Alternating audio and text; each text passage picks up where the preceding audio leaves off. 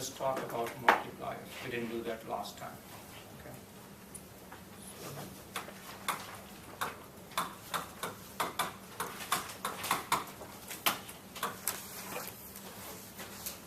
So you're familiar with multiplier. We did investment multiplier in chapter 8, right? What was the investment multiplier equal to?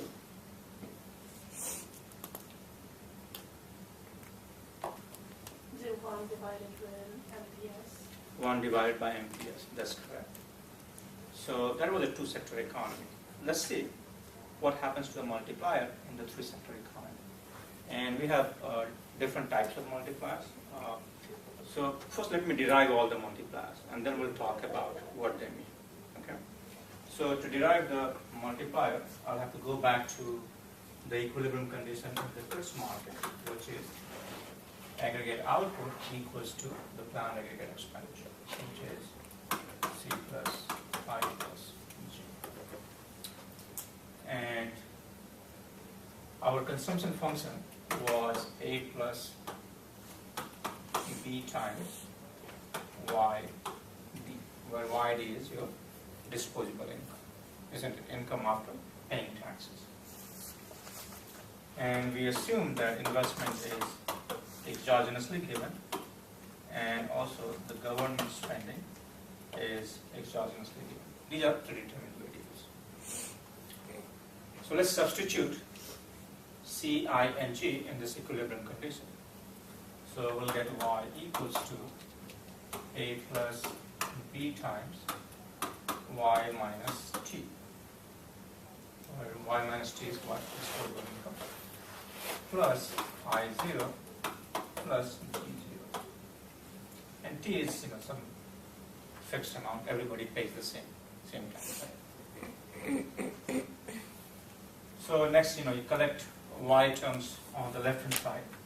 So you'll get Y minus BY equals to A minus B times T0 plus I0 plus G0.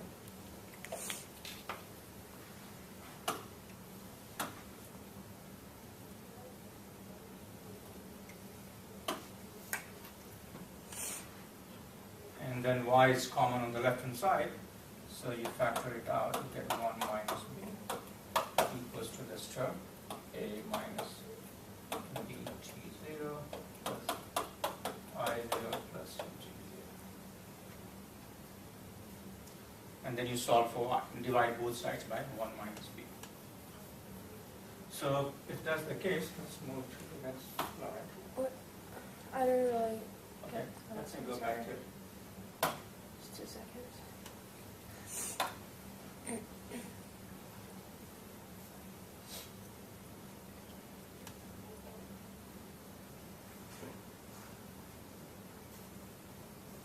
Did we do equilibrium condition using algebraic approach in a three-sector economy? We didn't do that. So this is an example. This is what you got to do, right? You have the values of C, I, and G. You plug them in the equilibrium condition, solve for Y. So that's what I'm trying to do in the general, part. All right. So Y, we can solve for Y, which is Y equals to 1 over 1 minus B times A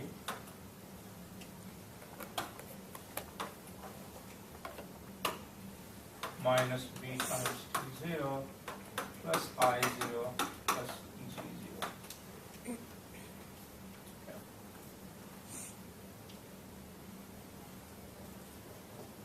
So that's your equilibrium. If you know the values of A, B, T, I0, G0, you would get the equilibrium GDP. So let's talk about that first, and then we'll come back to the multiplier. Let's take a numerical example. And we had the consumption function last time. What was it? C equals to 100 plus 0.75 YD. Okay. Taxes were 100, government spending was 100, and investment was 100, isn't it? So let's look at that again. So Y equals to consumption function, which is 100 plus 0.75 YD, which is Y minus T, and T is given as 100. Everybody pays $100 in taxes. That was assumption. Investment was 100, government spending was 100. Is that fine with everybody? So this is your C. This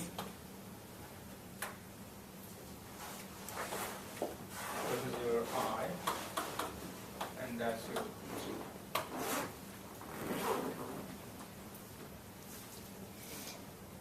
And this amount is T.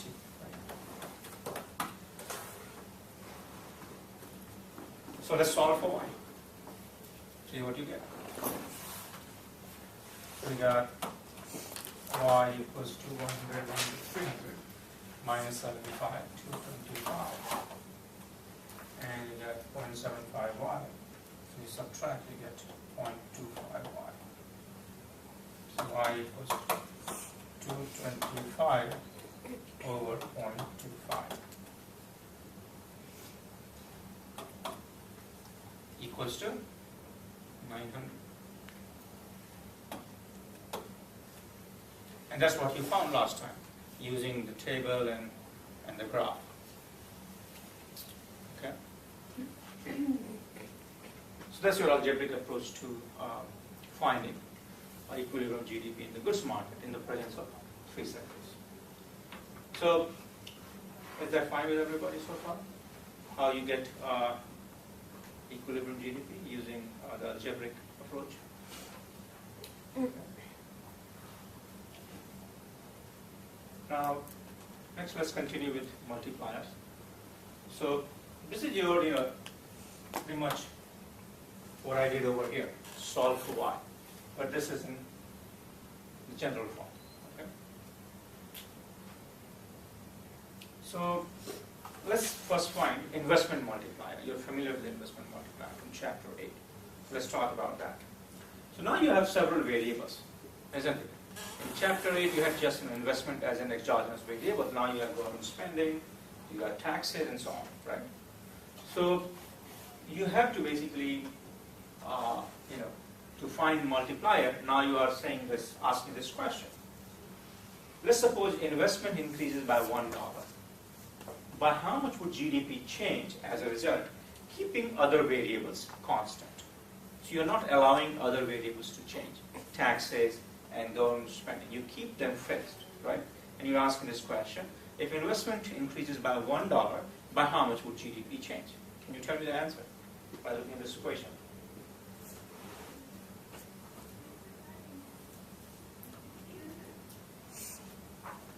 Anybody? So you're not changing this, you're not changing this, or this. You're just changing this by $1, right? All else remains the same. What happens to the GDP? By how much does it change?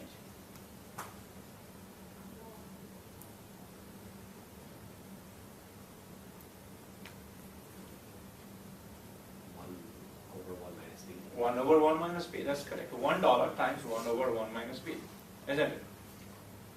So that's your investment multiplier, similar to what we had in chapter 8. So there's no change here, right? Investment multiplier remains the same. Now next, let's ask the same question. Keep everything else constant. The only thing you're changing here is government spending. And you're changing it by $1. Let's say government spending increases by $1. By how much does the GDP change?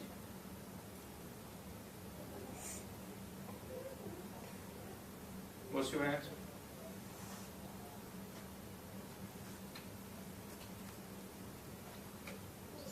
Same amount, 1 over 1 minus B. Is that fine with everybody? Why we are getting 1 over 1 minus B? So, it looks like that investment and government spending multipliers are same here in this model. Okay. So, let me write that and then we'll come back to it. I can write over here.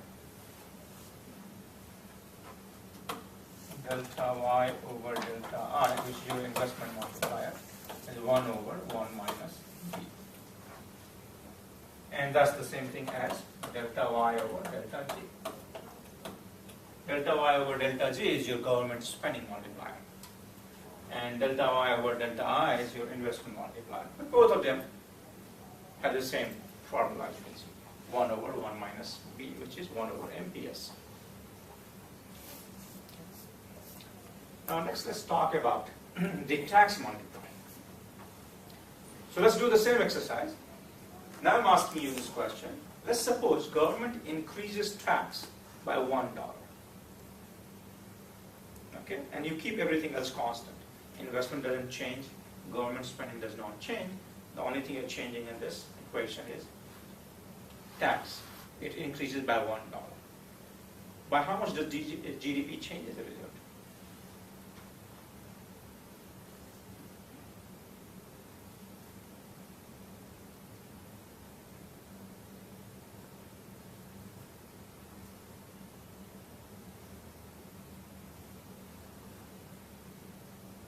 Anybody? Johanna? No?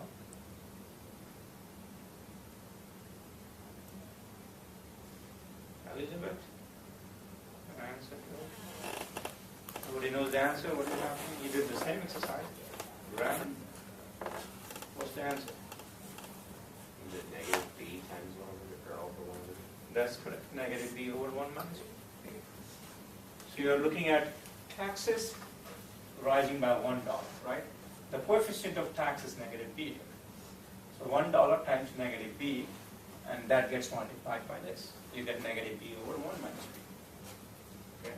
So your tax multiplier, delta y over delta t, is negative b over 1 minus b.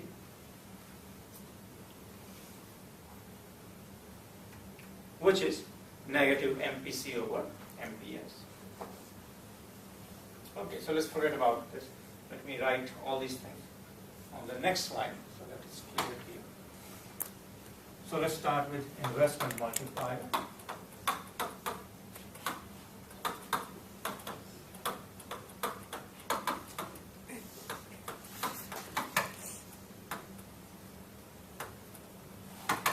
That's your delta y over delta I is 1 over 1 minus MPC, which is same thing as 1 over MPS.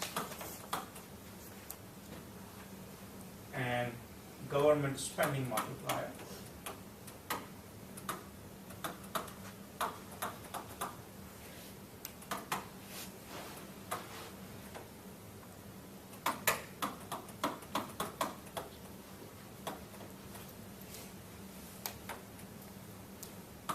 which is your delta y over delta z, equals to same thing, 1 over 1 minus MPC or 1 over MPS. Okay. There's no difference in the two. Then you got tax multiplier.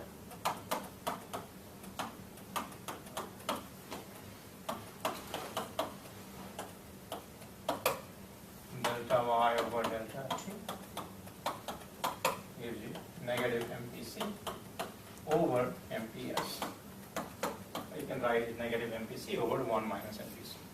Okay? It's the same thing. So that's your tax multiplier. So let's use the example we have, the numerical exercise, right? And we want to find out these multipliers. So what is your MPC in that example we did a few minutes ago? What was MPC in that exercise? 0.75. 0.75. So our MPC is equal to 0.75. And therefore MPS is 0.25. Let's sum up to 1. Okay. So what is the value of investment and government spending multiplier?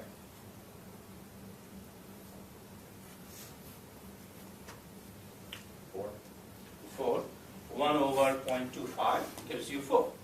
So that's equal to 4 here. What does it mean?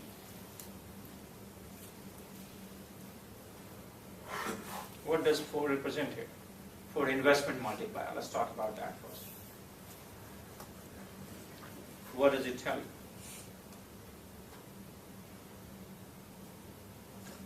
If businesses invest $1 extra into the economy, the GDP would rise by $4. That's your interpretation of this number. That's your investment multiplier. How about the government spending multiplier? What is the interpretation now? If government spends $1 extra, the GDP as a result would rise by $4. Right? What is the value for tax multiplier? What is it equal to? -3. That's correct. So tax multiplier equals to -3. 0.75 divided by 0.25. -0.75 divided by 0.25 gives you -3. Okay. So what does this mean? There's $1 taxes and there's Go ahead. -3 in the GDP, so GDP goes down. So if government increases tax by $1, the GDP would fall by $3, isn't it? So taxes are not going to increase GDP. You know, if you want to increase GDP, what do you have to do with tax? Lower them. You cut taxes. Okay. If you want to increase GDP, you have to cut taxes and not to raise them.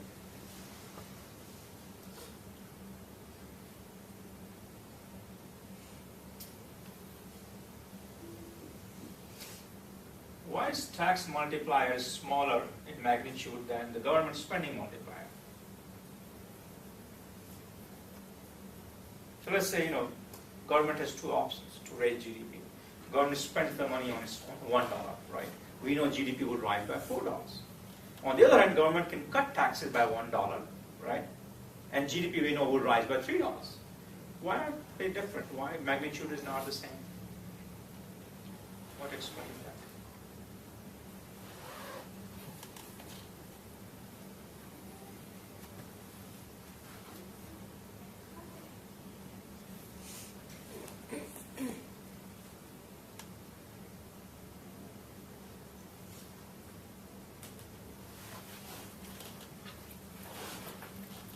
See, the answer is very simple. When government spends money, $1 extra, that right away becomes somebody's income. Somebody earns that, isn't it? And GDP rises by $1, and then multiplier kicks in, isn't it? And it increases GDP further. But when government gives you a tax cut of $1, what happens? You got extra dollar in your pocket, right? You spend 75 cents of that only, and 25 cents you save. Right? So this 75 cents you spend on consumption, that becomes somebody's income. So income rises by 75 cents for somebody. Isn't it? So the first round effect, as you can see, is different. And that's why eventually it results in less stimulation because of tax cut than the government spending. But both of them will work. Isn't it? If you want to raise GDP, either you can play with taxes, you lower taxes, or you can increase government spending. And if you remember, we were in recession recently, and we did both things to get out of the recession, to stimulate the economy. We spent a lot of money, under the Recovery and Reinvestment Act, and we also got a lot of tax cut. And that stimulated economy. All right, so that's your multiplier, investment, government spending, and tax multiplier. Next, let's talk about another multiplier, and that's called the balanced budget multiplier.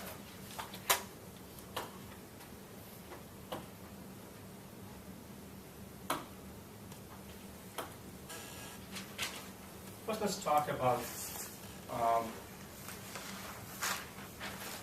surplus and deficit, budget surplus and deficit.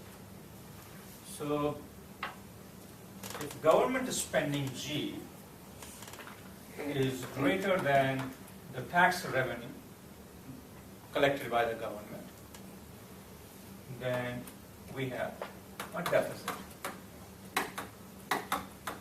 What it means is that government is spending more than it is earning from taxes.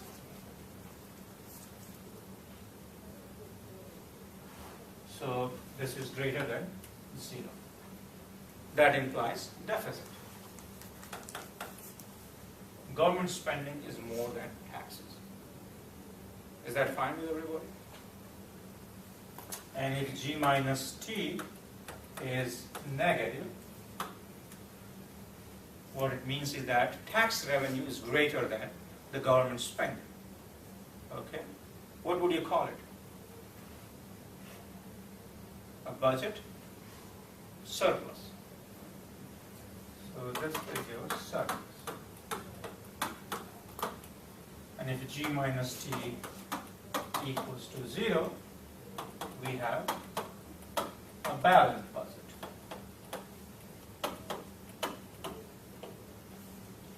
Government is spending the same amount that it is collecting in taxes. Okay. So, what kind of scenario we have right now in the United States? Are we running surplus, deficit, balanced budget? What is happening?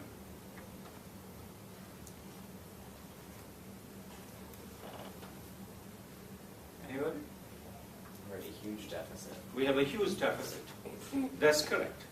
We are spending more than, the US government is spending more than it's collecting in taxes. So we have a deficit. And deficit accumulated over time and surpluses, you adjust for surplus over time. Accumulated deficit and surpluses, right, whatever it is, that becomes debt. If accumulated deficit is greater than accumulated surpluses over time, then you have debt. Isn't it?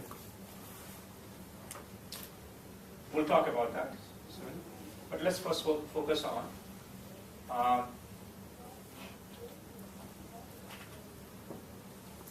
balanced budget multiplier. We'll talk about that, and then we'll come back to it.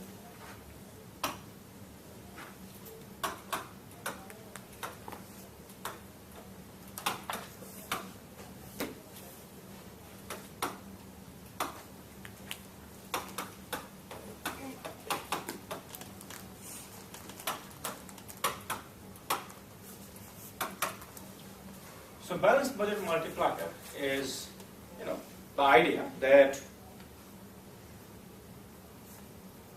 government increases spending by $1, and at the same time, government finances that extra spending by taxing $1. Okay, so you spend $1, and you finance it by taxing extra $1. So your budget, the marginal you are looking at, right? The margin is balanced. Okay. So what will happen to the GDP as a result? By how much would it change? If you are taxing $1 extra on the one hand, and then spending another $1 on the other, what will happen to the GDP as a result? By how much would it change? Would it change at all? 1. By 1, because The government spending multiplier is 4, and then the tax multiplier is that's correct. It would be 1. So we know from our previous example that if government increases spending by $1, GDP would rise by $4, right? And then government is taxing $1 extra, we know GDP would fall by $3. So if you add the 2, you get 1. So under balanced budget multiplier, the GDP would rise by the same amount as government spending, or taxes for that matter. Okay? So balanced budget multiplier equals to 1. And that you can see by adding up the two multipliers. If you remember, balanced budget multiplier would be delta y over delta g plus delta y over delta t. You are adding the two multipliers. Tax multiplier and government spending multiplier. So what do you get? You have 1 over MPS And then you have tax multiplier, which is negative MPC over MPS. Right? So what do you get if you add the two? You get 1 minus MPC over MPS, which is same thing as MPS over MPS equals to.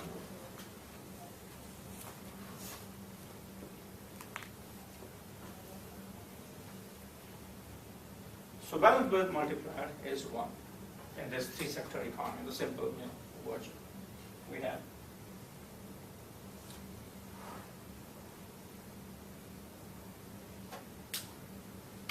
Okay, let's talk about the deficit. So when government runs deficit, which is the case right now, it's not typically, it wasn't always the case. We have had surpluses. In recent memory, we had budget surplus when Bill Clinton was the president. Towards the end of his presidency, the U.S. Had a surplus. But after that, we started running deficit again because of we had 9/11 attacks, and then we had 2 wars, one in Afghanistan, one in Iraq, right? All those things resulted in government spending more, and that resulted in deficit. So we have been running deficit since then. And then we had the Great Recession, that also resulted in huge expenditure, and the revenues for the government shrank because of the recession. So all of those have resulted in continuous budget deficit for the government. Okay? So when government runs deficit, government is spending more than it is collecting in taxes. Government is spending more than government is earning. So how does government pay for that extra spending? Go ahead. Borrow money from other countries. Government borrows money, not necessarily from other countries. Government borrows money from public. Okay, that money may come from other countries, but government in general borrows money. And what's the mechanism for the government to borrow money? Government issues treasury bonds and bills. Okay, these are IOUs. So you have your savings, you buy those, and government pays you interest on that. And then government uses that money that they got from selling this bill, treasury bill or treasury bond, to pay for the extra expenses. Okay? And government keeps on paying you interest till the bond or bill you have, depending on the maturity period, it expires. And at the end of the maturity, you get your principal amount back. Okay? Now you don't directly buy from the government, but your bank, the financial institution where you save your money, they pool all the savings of public, and then they deal with those bills. Okay. So that's the primary mechanism to fund the deficit here in the United States, and in other countries too. It's the same story.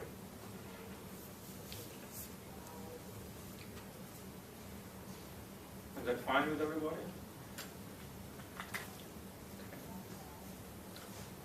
So this accumulated deficit over time,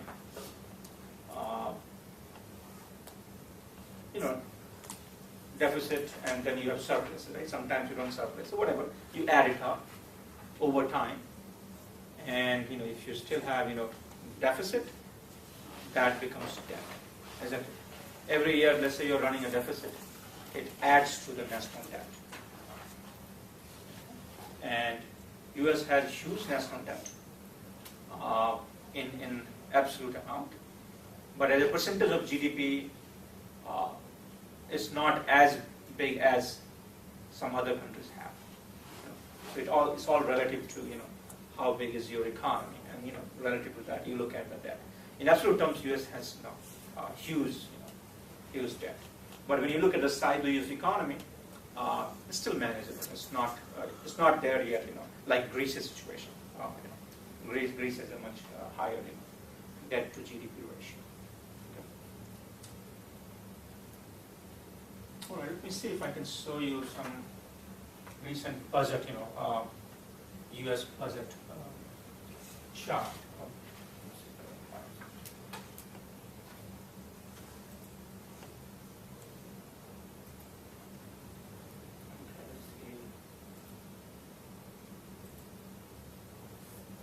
So this is your, let's see this, total revenues and total outlays for the U.S. government. And this is for year 2012. It's a request, it's part of the. So you can see, this is your total receipt. That's the government's income, right? How much government is receiving. So these are aggregate. You got individual income tax. So government is, as you can see, collecting almost $1.35 trillion from income taxes from households. Okay, and then you have Social Security and payroll taxes. So your employer and employee, they have to pay Social Security, contribute towards their Social Security. That is a Social Security and payroll tax. So that's almost $1 trillion, $959 billion. And then you have corporate income tax, taxes on the corporations, right? That's not big. It's only $348 billion. And then you have excise tax, custom, and other things. So as you can see, government's income, total receipt, was close to $3 trillion, right? $2.9 trillion, isn't it? And then you look at total outlays.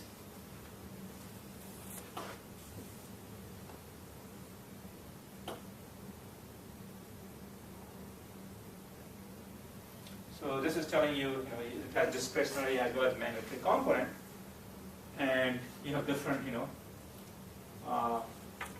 heads under which the government is spending money. Which are the two largest components you see of government spending?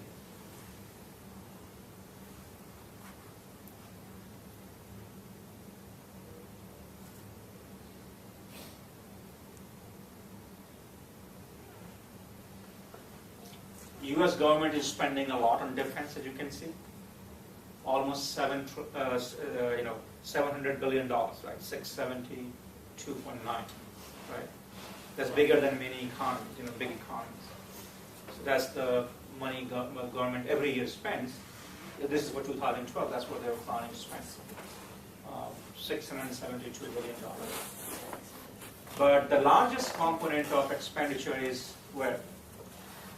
Healthcare, Medicare, Medicaid, $940.9 billion, and then you got, where else? Social Security. Social Security Administration, Social Security payments. These are transfer payments, isn't it? Unilateral transfer payments. So those are the largest two components that pretty much is completely out of control right now, and they cannot do it. These are government has obligations to fulfill, and they have to keep on spending money. And it is growing every year. Healthcare, Medicare and Medicaid, and your Social Security payments. So Republicans and the Democrats fight over this. Republicans, they all agree that they need to balance budget eventually, right? They can't keep on spending as much as they are doing right now. So there are two ways you can tackle the deficit problem. One is either you cut back spending, right? Somewhere you find some item you need to cut, you spend less. That's one thing.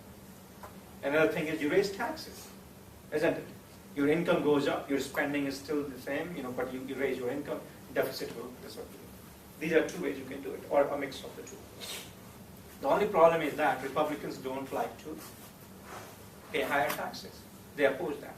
Any kind of increase in taxes, Republicans will completely oppose it. That's against their principle, right? And what happens to that when this comes to spending cuts? Democrats oppose that. Democrats don't want to cut spending on all these unilateral transfer payments and things like that. Because these are the people, the recipients of these are most likely going to be Democrats. They are going to pay, they are going to vote for the Democratic candidates. And a tax cut, a tax increase usually hurts wealthy people, and Republicans count on them most of the time, and that's why they oppose it. So as you can see, there's an impasse. Neither solution would work because neither party is going to give it, isn't it? So that's why you have this stalemate, and it's very difficult to find any kind of compromise between the two parties. So it's politics, that is keeping this deficit, at the current level. They all agree that it needs to be, reduced. It's not that they don't agree on that, but how you reduce it, that's where they differ, and that's where they can't compromise on it. Is that fine with everybody? So that's your.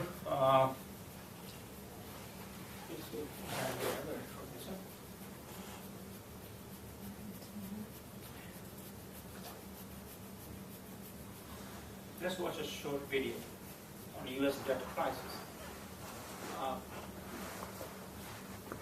It's very explained in a very simple way. So can we go ahead? A lot of things I won't agree with it, but still there's no harm in watching it for 5-6 minutes.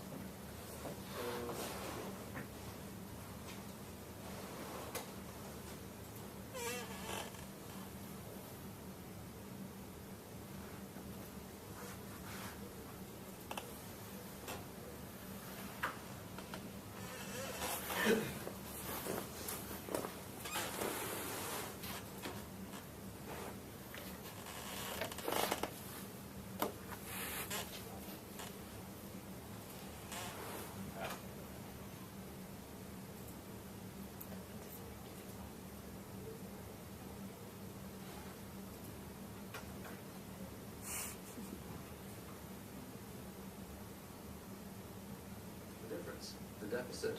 He does what most Americans do. He borrows money. When Uncle Sam takes out a loan, he calls it almost $4 trillion. Meet Uncle Sam. He has a lot of bills to pay. Almost $4 trillion worth every year. Uncle Sam's income is a little over $2 trillion per year. To make up the difference, the deficit, he does what most Americans do. He borrows money. When Uncle Sam takes out a loan, he calls it a bond. Bonds can be held by banks, investors, or even foreign governments. Uncle Sam has to promise to pay interest on these bonds, just as you do on any loan you take out. Ever think about paying your mortgage with your credit card? That's exactly what Uncle Sam does. He takes out new loans, new bonds, so that he can make payments on the old ones. All those loans, and especially all that interest, adds up. Right now, Uncle Sam owes about $14 trillion. To put that in perspective, $14 trillion is about the same as the national GDP, the total value of all the goods and services produced by the American economy in an entire year. It's such a huge amount of money that Uncle Sam is starting to run out of people to borrow from, and he's having trouble just paying the interest on his loans. The obvious solution would be to either cut spending or increase taxes. But if he cuts spending, the people that he's spending money on would complain that they don't have money to spend, and that he was hurting the economy. If he tried to raise taxes enough to close this gap, not only would people definitely have less money to spend, he'd probably have riots on his hands. So Uncle Sam chooses the easy way to make money. Just make it. He calls up the Federal Reserve, which is our central bank, and, like magic, dollars are created and deposited in banks all around America. The problem is that the more of something there is, the less it's worth. Same goes for the US dollar. The more dollars there are, the less each one will buy. That's why commodities like gasoline, food, and gold become more expensive when Uncle Sam does his money-making magic. The commodities aren't really worth more. Your money is just worth less. That's called inflation. Remember the foreign governments that lent money to Uncle Sam? When they lent money to the American government, something interesting happened. It made the U.S. look richer and their countries look poorer. When a country looks poor compared to America, $1 of our money buys a lot of their money. So they can pay their workers only a few pennies a day. With such low labor costs, they can sell their products in America for lower prices than any American manufacturer can. The easiest way for American companies to compete is to move their factories overseas and pay their workers a few pennies a day too. This contributes to a recession. Americans lose their jobs, stop paying taxes, and start collecting government benefits like Medicaid and unemployment. This means that Uncle Sam has even less income and even more expenses. At the same time, the people who still have jobs are desperate to keep them, so they tend to do more work but not to get paid anymore. When your dollars are worth less and you're not earning more of them, that's called stagflation. And this is why Uncle Sam's in a catch-22. He can't raise taxes or cut spending without making the recession worse. And he can't have the Federal Reserve create more money without making inflation worse. For now, he can keep borrowing money, but since he can't even pay the interest on the loans he already has, it just makes his inevitable bankruptcy even worse. Whether it's in 2 months or 2 years, the day will come when Uncle Sam can no longer pay his bills. When that happens, the banks, investors, and foreign governments who are counting on that money won't be able to pay their bills. You see, just like Uncle Sam, governments, banks, and corporations don't actually have much money. Mostly, all they have is debt to each other. If one link in the debt chain stops paying, defaults, the whole thing falls apart. If investors can't pay their bills, corporations won't be able to pay their employees. If banks can't pay their bills, you won't be able to take out a loan, use a credit card, or even withdraw your savings. If foreign governments can't pay their bills, their own banks and corporations will have the same problems. That's called a global economic collapse. It's never happened before, so nobody really knows how bad it will be, how long it will last, or even how we'll eventually get out of it. The house of cards has already been built. There's no painless way to dismantle it now. All we can do is to educate each other about what's actually going on and to prepare for what may be very extraordinary circumstances.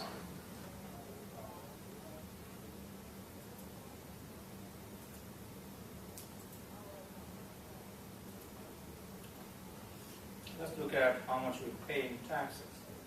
Look at net interest. In 2012, the U.S. government had to pay almost $250 billion in servicing the debt. Every year they'll pay this because they have borrowed money, right, to pay for the deficit. So that's what your debt servicing cost was, almost $250 billion, bigger than many economies. Again, that video was a little too alarming. And that video was made 5-6 years ago around the time of recession when it started. So that's why they didn't know that if it would result in a big collapse, right? Which happened actually in 2008, right? We had this great recession.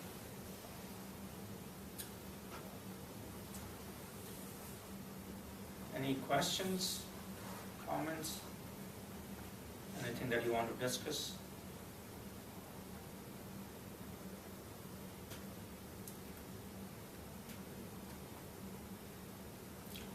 All right, you will learn about a lot more things.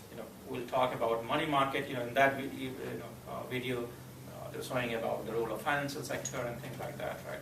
We haven't been gone that far. So the next topic we'll discuss will be the money market.